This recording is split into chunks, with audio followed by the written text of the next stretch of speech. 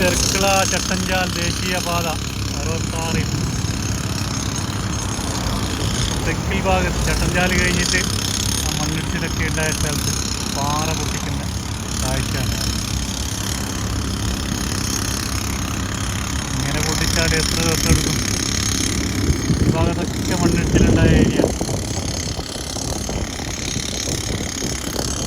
മഴക്കാലമായതുകൊണ്ട് work pending ആയിട്ടുണ്ടായിരുന്നു. ഇപ്പോൾ വീണ്ടും മഴ കുറഞ്ഞതോടുകൂടി വീണ്ടും വർക്ക് പുനരാരംഭിച്ചു. ഒരു സൈഡ് വലിയ കുന്നാണ്, മറു സൈഡ് വലിയ കൊക്കയാണ് കാണിച്ചത്.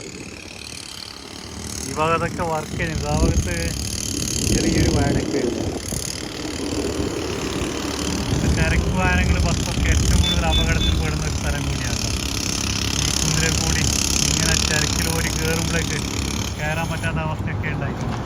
ഒരുപാട് അപകടങ്ങൾ നടന്ന ഏരിയ കൂടി.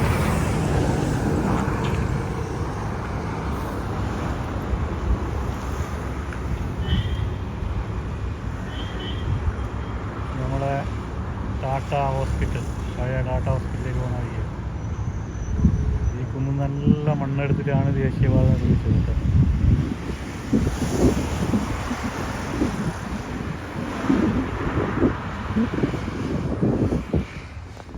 ഇതിൻ്റെത് ഞാൻ കളിച്ചത് ഒക്കെ എത്രത്തോളം താഴ്ചയുണ്ട്. ഇതൊരു സ്ലോപ്പാക്കി വെച്ചിട്ട്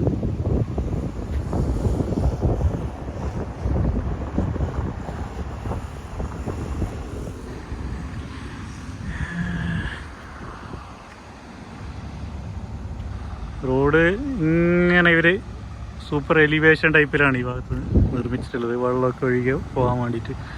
ഇപ്പോൾ ആ ഭാഗത്ത് ഉറവുണ്ട് കേട്ടോ, നല്ല രീതിയിൽ വെള്ളം വന്നുകൊണ്ട്. 2-3 ദിവസമായിട്ട് നല്ല മഴയായിരുന്നു കേട്ടോ. ഡ്രെയിനേജാണ്, ഈ ഡ്രെയിനേജ് പോരാ. ആ ഭാഗത്ത് അവർ സ്പ്രേ ചെയ്ത ഭാഗത്തൊക്കെ മണ്ണിടിച്ചിട്ടുണ്ടായിട്ടുണ്ട്. ഉറവുണ്ട് ഒന്നാമത്, അതാണ് പ്രശ്നം. ശരിക്കും ഇവർക്ക് നല്ലൊരു ടാർഗറ്റ്, നല്ലൊരു ഇത് തന്നെ കിട്ടിയത് ഈ ഭാഗത്ത്. ഈ മേഘ കമ്പനിക്ക്